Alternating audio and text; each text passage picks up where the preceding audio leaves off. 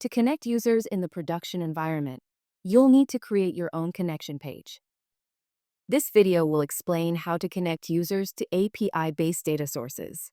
The process for SDK-based data sources will be covered in another video. First, we'll define the Rook API URL that we'll be sending requests to. In this case, https://api.rook-connect.review/. Since we're working in the sandbox environment. For the production environment, it would be .com. The first endpoint we'll review is user, data sources, authorized, v2, which returns a list of data sources.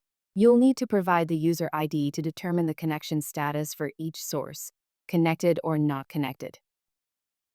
We can see the type of object returned by the API. It's a list where each object contains 3 keys: data source, which is the name of the source, image, which provides the icon of the source, and authorized, a Boolean value indicating whether the user is connected or not. On our connection page, we'll represent it as follows. If the user is connected, authorized will be true and the button will display the option to disconnect.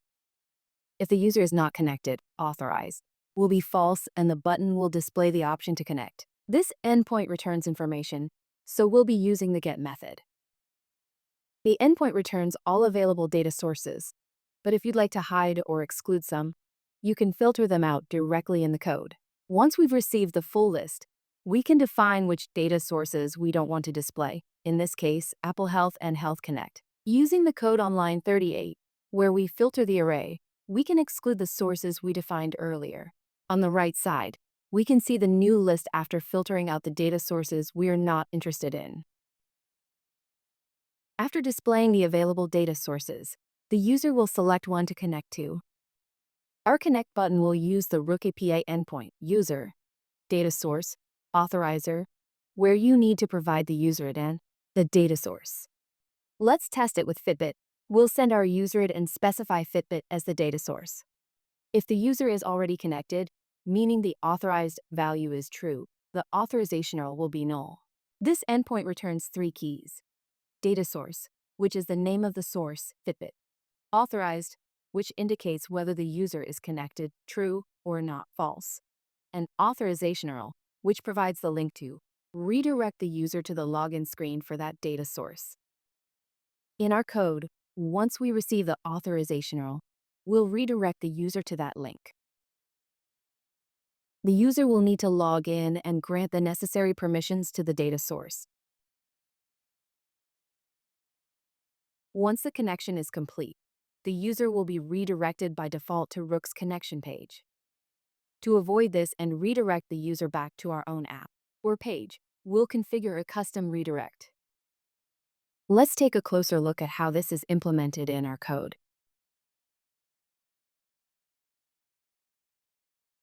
We'll make use of the redirector parameter available in the user, data source, authorizer endpoint.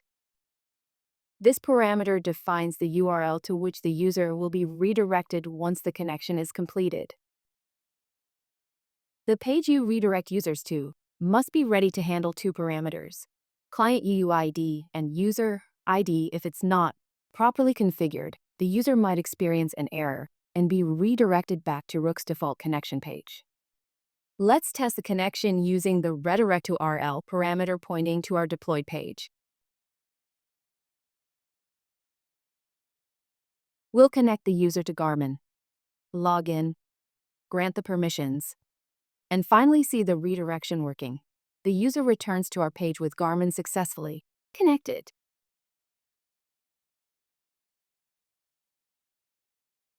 As the final step, let's use the user, data sources, revoke endpoint, which is used to disconnect a user from a data source.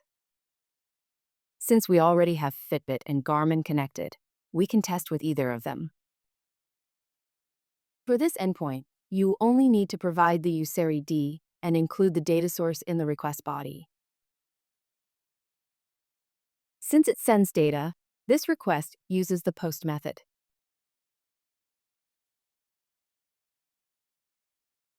Let's revoke the connection for Garmin and Fitbit. Once the revoke request is completed, We'll call the first endpoint again to refresh the list and verify that the connection status has been updated.